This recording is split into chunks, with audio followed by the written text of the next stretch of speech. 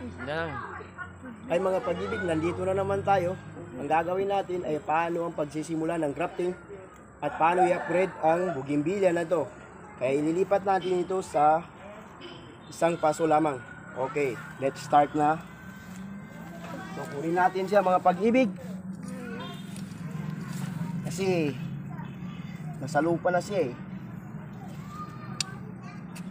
Kunin natin to. Ayan. Para mailipat siya sa paso. Mahirap to kasi yung ugat niya eh. Sa ilalim na ng lupa mga pag-ibig.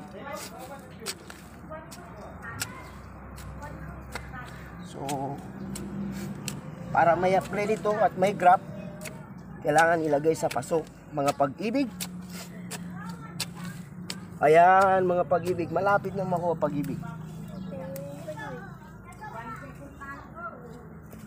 Ayan. Oh, successful pag-ibig. My goodness. Okay. Lalagyan natin sa paso. Ito po, ito ang lalagyan natin. Very simple mga pag-ibig.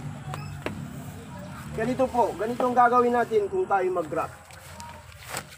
Hindi ko tayo makapag-grafting kung wala tayong bougainvillea. Ayan. Within 2 weeks mga pag-ibig ay may graft na natin ito.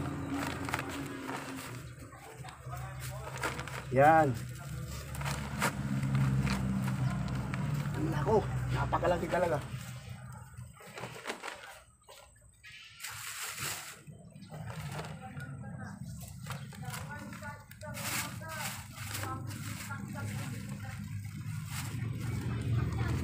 Yan, lagyan natin ng lupa pag-ibig.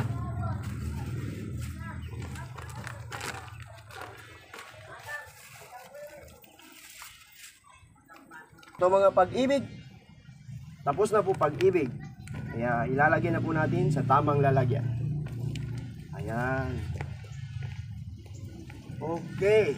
Successful talaga pag-ibig.